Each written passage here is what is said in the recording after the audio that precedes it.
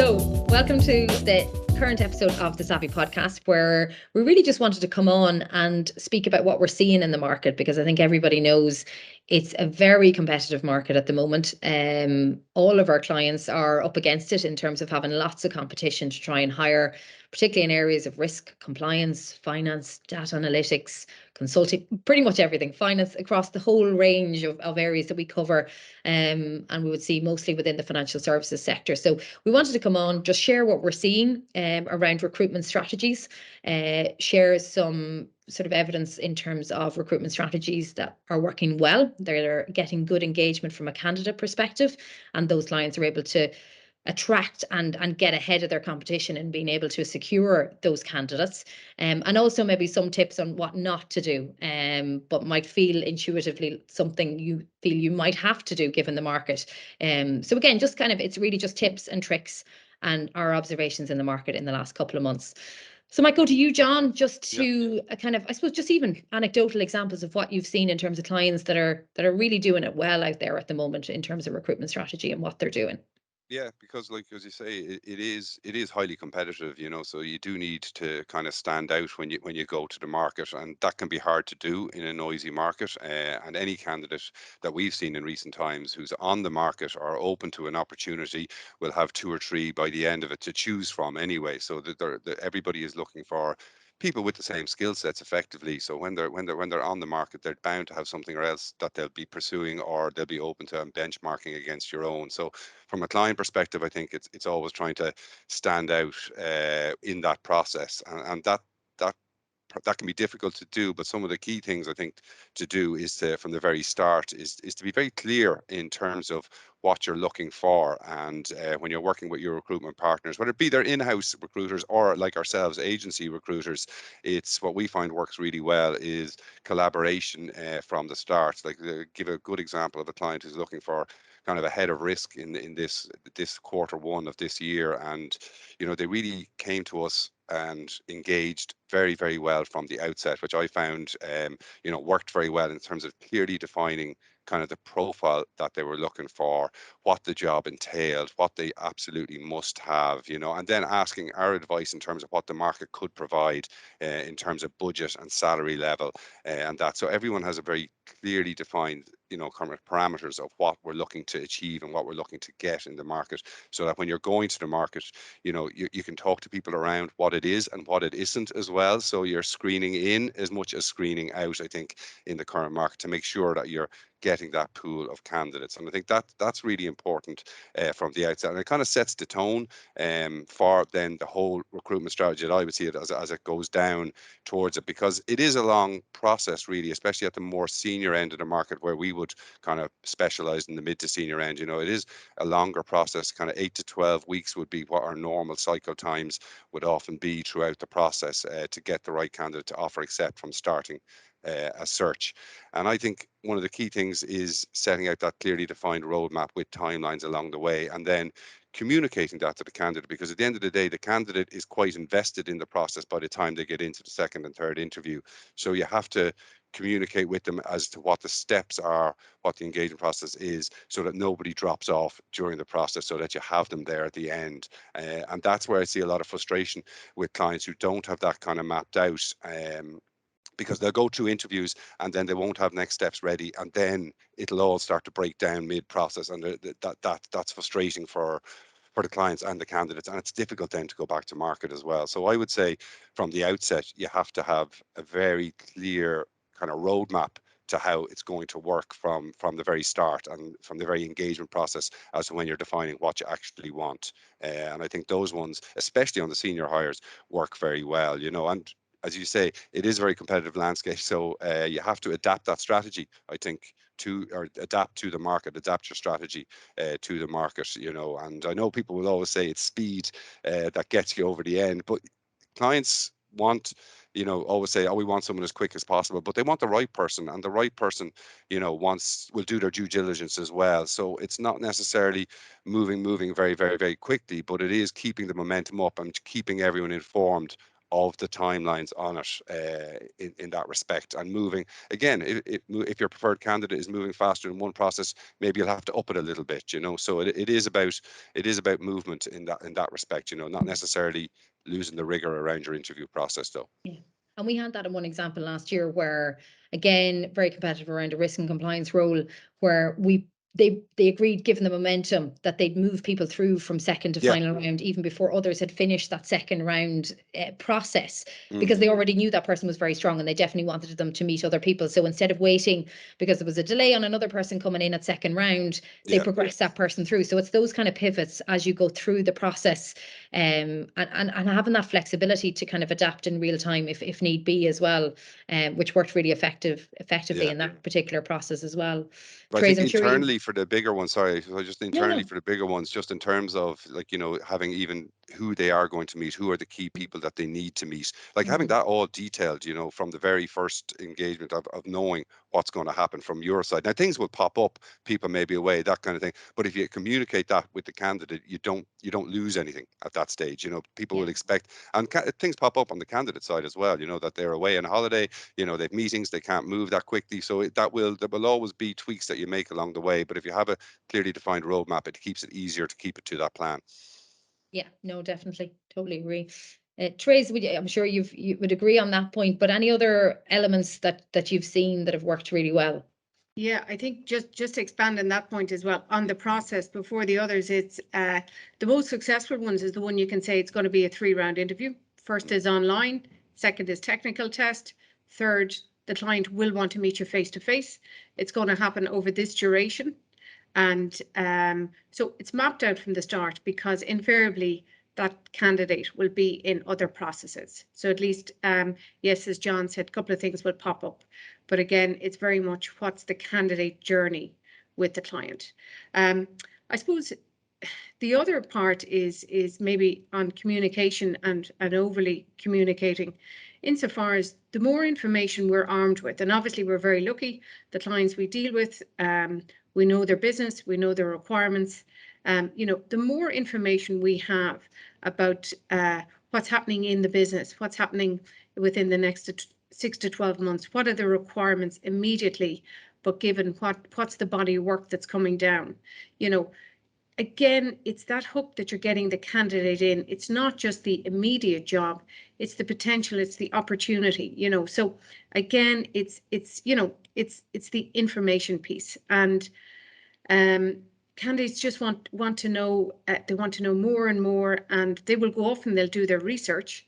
But again, it's down to information communication. That's the key that I'm seeing at the minute. Yeah, no, and I think that sometimes maybe not overlooked, but maybe seen as extra detail, or detail that we might not necessarily need. But as you said, like, candidates are very astute in this market, and because they have a number of options, it is, I would say, we're kind of storytellers. Like, we do need to be able to convey the story of your particular business, where it is right now, but what are the ambitions for where it wants to be in 12 months to 3 years time, and how that journey might align with the candidate's journey career wise in terms of where they want to go. And ultimately, from anything I've seen in the last 10 plus years in recruitment, it's people work for people. You know what I mean? There has to be that chemistry ultimately, between the person going in and the person that they'll report to and the wider team, and that sense of, I suppose, the elusive fit. But it Yeah. is that kind of chemistry test and value alignment, and that's becoming more and more important. And we see a lot more companies leading with value statements, and being able to demonstrate how they operate according to those value statements, and particularly flexibility, obviously, at the moment. I know there's been a lot of talk in the last couple of months around, hybrid working models, work from home.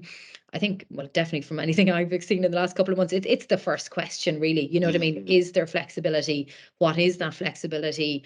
And looking for quite a bit of clarity around that. And I know some firms, obviously, understandably, have had to take a number of months to really just work all that out and kind of put together their policy around work from home. But in general, we're seeing 3 days in the office, 2 days working from home. But there are lots of other clients where there is more flexibility around that. So there is quite a lot of variation, but it is one of the biggest factors right now, and the experience that everybody has had going through COVID, where, even over salary, you know what I mean? It's really your flexible working environment, and what kind of flexibility, and the trust that's there, and even around hours, you know what I mean? That is really clinching you know, really, really good candidates. And even that's from people, you know, it's not just working parents that have these concerns. It's sort of everybody, because they're seeing it as an indication of culture within a firm, regardless of whether they might actually decide to go in 5 days, but they want to know that that option is there, particularly if they're looking to build a career with a particular firm for the longer time. I think they're taking that as a real cue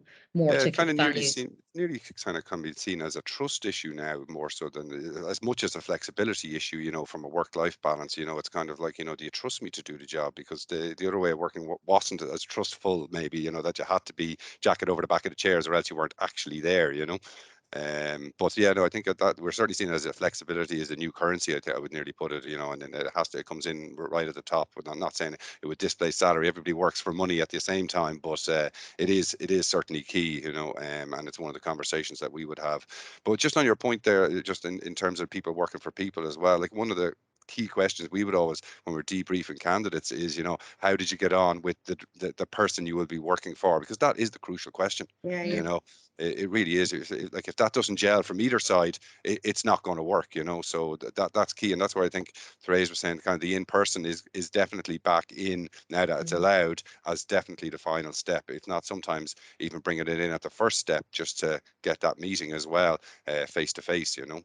Yeah, and we've seen hires that made during COVID where, through nobody's fault, because I certainly appreciate it now, because we've been in a virtual world for 2 years. It's only when you step back into the real world and we're actually back meeting people in the flesh, you realize how much you weren't getting from a virtual experience. Like, it's hard sometimes. You're like, oh, this works. You know what I mean? This whole virtual thing. So why would we? We don't need to. But it's only when you step back into it and you actually see, in a people-orientated business, and that's what recruitment is. You're dealing with people and people work for people. There's just something there. There's that chemistry that it's not the same. It's just not. And we'll have seen clients who hired with the best of intentions, thought everybody ticked all boxes on both sides, and through nobody's fault, when they came back into the real world, it just didn't gel. click. It didn't gel. Yeah, but I would say a lesson to clients as well is, don't keep bringing people back in. It's back to the original, as I said, lay out the process. Don't say, look, I want you to meet X. Oh, I think now you should meet Y. You know, it is, you will, candidates are patient and they want to meet as many as possible. But you know, all this, let's do 5 or 6 rounds. I spoke to somebody yesterday who had done 8 rounds of interviews with I suppose a startup, but a well-known startup, and then was offered a salary of 30K below what they put out their expectation, which did they have a great culture though? Did they have a great culture though? So it was just going, you know, it was why, you know, because this person has a job in the background and they have to, you know, they have a responsibility to their current employer. And yes, they're willing to meet these people. They were approached by the team themselves. So it's just, it's a bit frustrating, you know. So yeah, no, it is. And again, comes back to what we were saying at the very beginning, just the clarity around that process. It says a lot about the firm as well, because people do read into that. If it comes across a little bit scatty and disorganized, then that's kind of what you're portraying to the particular candidate in that process. I would say it doesn't happen as much now. I think there is more of an awareness, particularly given the market, and it being more of an employees market rather than employers kind of market to pick. And that happened very quickly, because during COVID and just coming out of COVID, it was an employers market, but that turned on its head very, very quickly last year. So paying attention in an interview, and particularly in the virtual world, if you're doing interviews virtually, your camera's probably at the top of your laptop. You know what I mean? You need to make sure that your eye contact is there, because you're at home or you're virtual. There might be your phone going off to your side, and you feel, because you're virtual, you can maybe have a look at that. People can see those things. Like, it's very obvious. Like, it's a real turn off. It's a real turn off for a candidate if they're in an interview going, I kind of felt like I had half their attention throughout that interview. You know, it was clear that they were maybe trying to respond to some emails in the background while they were having the conversation with me. And I know we're all under pressure and it takes time to do interviews, but you have to invest that time. And when you're at the table and you're meeting somebody, your focus, like, you have to have read their CV. I know this might seem like really, really obvious stuff, but it does still happen where candidates come out going, it was really clear that person had just seen my CV maybe 5 minutes before they walked into the room or came on to the call. They were asking, you know what I mean? They didn't know my background. They obviously hadn't read it. their Yeah. retention wasn't there. It doesn't matter how great the job is or how great your company is. If that's their first engagement with who might be their future new boss, Mhm. it's a total turn off. It's an Yeah. absolute turn off, so they're just not going to. I always say recruitment is like dating. Mhm. The dating psychology, it's sort of if you turn up for a dinner date and somebody's preoccupied across the table, like it's not, it's not going to go well. Yeah. So it's Or if you simple say human midway through things. the process, we like you, but like, we're going to have Yeah, to we see want a to few see more other people. people. Oh, right. Yeah. Okay. Yeah. No, Yeah. that's fine. That's fine. Open relationship then. I can work for someone else as well. But it is true, because that's nearly the worst feedback you can give to a candidate. Yeah. Going, they Yeah. really liked you. I know they've interviewed you 3 times now, Times. but Yeah. they're You just just not want to see, you sure. want to benchmark. Yeah. Yeah, Yeah. I Yeah. always Yeah, think, but oh my God, yeah, if you're going out with somebody for years and they're thinking, oh my God, maybe the next step is marriage, you know what I mean? We're Mm. going to offer the job. But I'd like a year out. Like, I Yeah. just want to benchmark you. We're going out a long time. There could be new candidates that have come into the market. Like, I want to marry you knowing that I've married the best candidate. Yeah. Who the hell goes back and go, Stay. yeah, sure thing, take 12 months. Sure, come back to me in 12 months when you're happy that you've benchmarked me against the market and I'm good to go. So I yeah. always think, Well, that sometimes translates as well, Jen, in an interview. When the interviewer is time poor, and they approach the interview on reasons why they shouldn't hire you. Rather than engaging with you, focusing on the positive. So again, if you want that dating analogy, it's like going, looking at all the things that are maybe wrong initially, rather than being open to all the right stuff that's in front of you. So it can be a mindset that you will face at interview. So people have to, both the clients have to go into an interview with the right mindset. Mm. This person has taken the time to engage with us. All our team in the background have presented this person. I need to have read the CV. I need to understand that this person knows what the role, the responsibilities, the requirements are, and I need to give them a fair chance and listen and give them my attention for the hour. And that's to me, that's just basic respect. Yeah. It's this person is going to be a valuable member of your team, so give them the time and attention that they should get.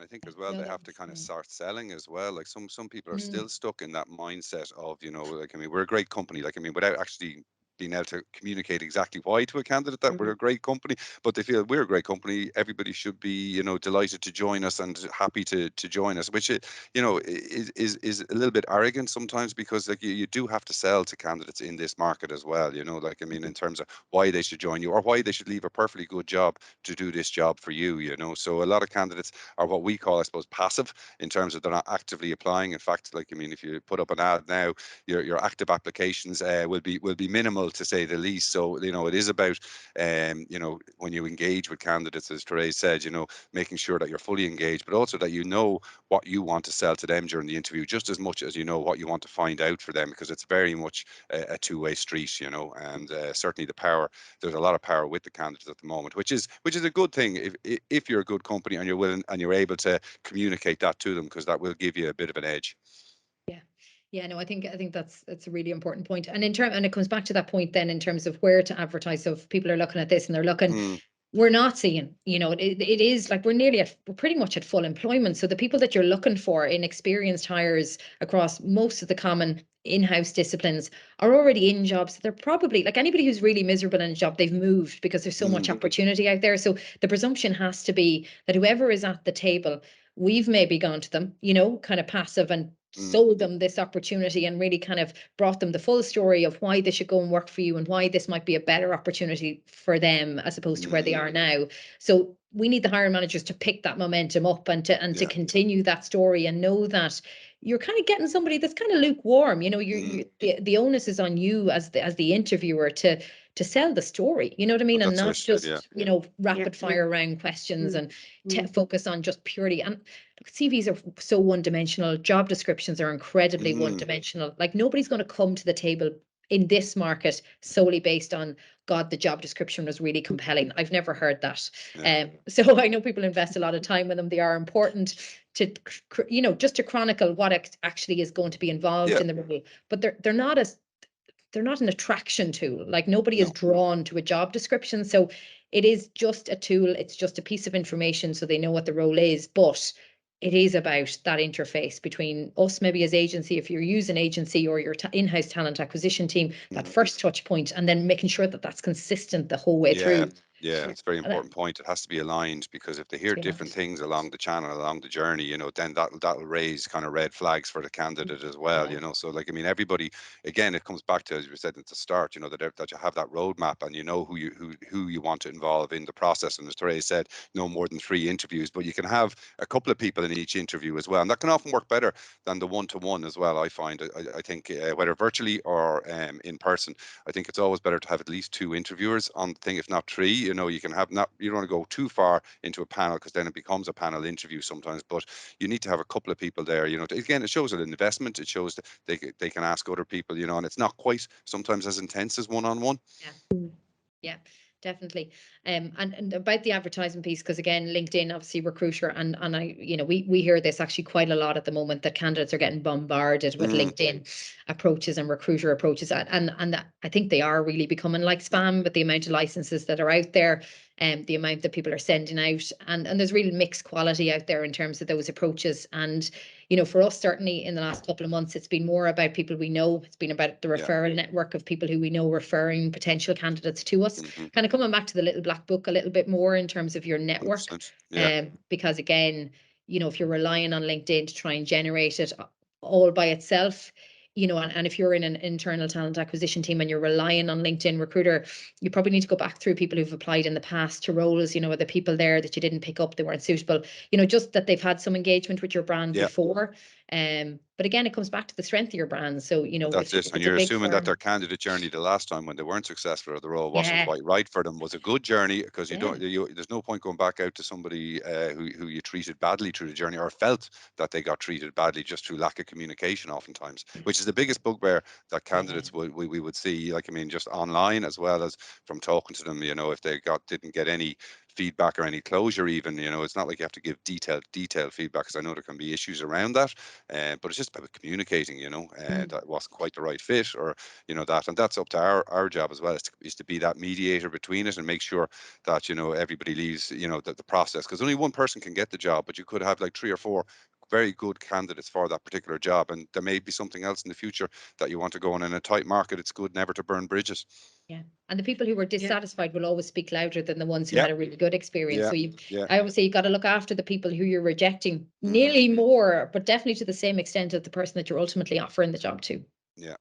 Yeah, and I would, you know, I would always say, do you know anybody in that company? Pick up the phone. Have you worked with them before? You know, that's isn't that the best way to find out about the company and the culture? You know, so it's have all bases covered, so you can make an informed decision.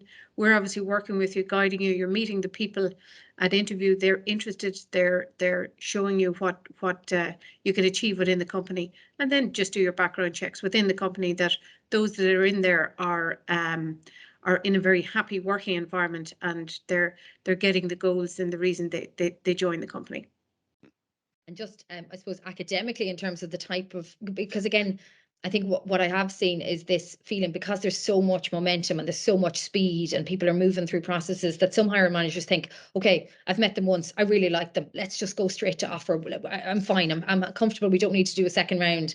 And we're always like, whoa. You know, comes back to the dating analogy, not too key. You know, you're positive, you're interested, you're just, you know, there's more horses in the race, you got to play it a bit cool, you know what I mean?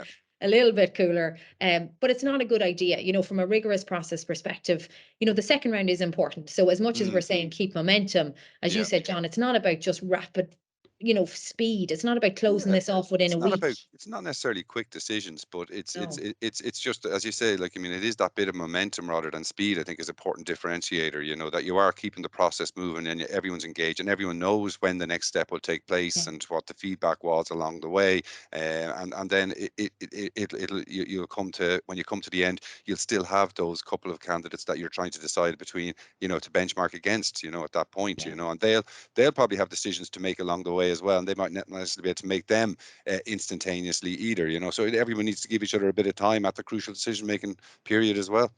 And hiring is key, you know. An incorrect hire can be a very costly hire, you know, to both a team and their time, to the company, to the personnel in there. So absolutely agree with what you've both said, insofar as while there is a process and it's competitive out there, you just need to adhere to it and make sure all the boxes are ticked. Yeah. And just in terms, I suppose, what I've been doing as part of my study, you know, in the masters at the moment, is around, I suppose, academically what's proven to be most effective in terms of interviews. And I would have said, actually going in, oh, you know, casual, you know, coffee chat, and, you know, kind of get to know the person. And not that they're not important, but what's been proven in all the kind of papers and all the studies that have been done is that it's more competency based type, you know. So in competency, I think people have this kind of going, oh no, give me examples of this or give me examples of that. And I think, oh, I hate those kind of interviews so much. But it's different to that. It doesn't have to feel as formulaic as that, but it's going in, again, it comes back to the clarity piece of HR and the hiring managers sitting down and going, okay, what are the core competencies for this role? Whether it's technical or whether if it's a leadership role, it's the soft skills around leadership and it being able to mentor and develop. Depends what stage this team is at in terms of its development. You know, it's really important that if you're bringing in a manager or a leader, those soft skills are as important as the technical ability, maybe in some cases, depending on the seniority, more important than the technical skill set. So it's really important at the very outset of a role that you're mapping the core competencies for that role. And then when you come to the interview, that your questions are structured around testing for those competencies. And that has been proven to be the most effective in terms of hires that have proven to be long-term, good, solid hires.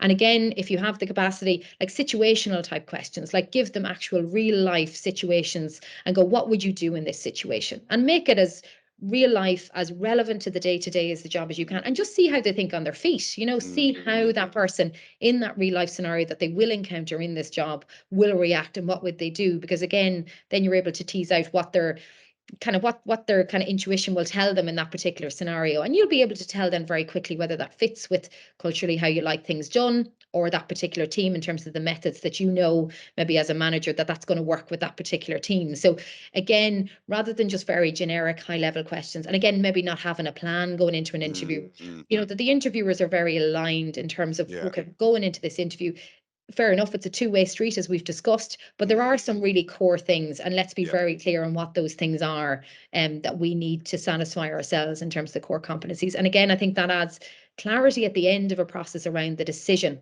Because if you were clear going in what the core competencies are, sometimes you can get swayed and forget those or lose sight of them, or other people coming into the process might have a different opinion. But again, that clarity, if you bring it back to those core competencies and look at each candidate according to those, you'll more than likely make a much better recruitment decision based on that.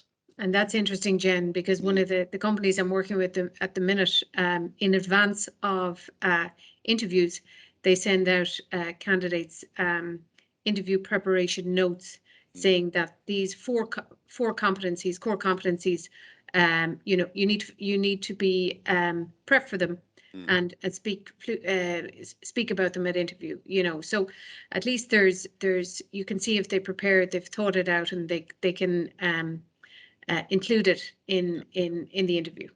But I think candidates like that. Like, I mean, one of the questions we would always get before, like we would always have, as agency recruiters, you're always trying to brief your candidates as well as possible and make sure they're as prepared as possible before they go into interview, because obviously we want them to do well and get the job, as does internal recruiters, as do hiring managers, that candidates have to remember. So the more help you can give them as a company, you know, before going, this is the 3 stages, this one will be this one will be technical, this one will be a competency-based interview, and you give them that information prior to going in, the more successful interviews you'll have, and the more good hires then you'll have at the end of it as well. Yeah, and different, you know, psychometrics, we'd see different clients maybe using personality profiles. And again, coming back to what I've been studying, you know, they call it kind of like a DISC assessment, or those, they're self-reports. It's somebody reporting about themselves. So look, they have validity, but there's kind of, you know, you definitely the papers and the studies on it would say, look, don't rely solely on those. And I don't think our clients do. They kind of use them as a complement to the interviews. But actually, if you're hiring at a graduate level, tests for general mental ability, GMA, so like aptitude tests and non-verbal reason and numerical reason, that has been proven to not change over time. So if somebody, and it kind of aligns more like IQ, you know what I mean? So it's more acceptable to grads or more junior candidates to go through an aptitude test. I think when you get to a more experienced level, the kind of face validity of that is much, much lower. You know, we would see people kind of balk at the idea of having to do an aptitude test at manager level and above. But certainly if you're listening to this and you're in the process of looking at graduate recruitment, I would highly recommend that you look at including an aptitude test, because, you know, somebody who comes out quite high on that, it doesn't change over time.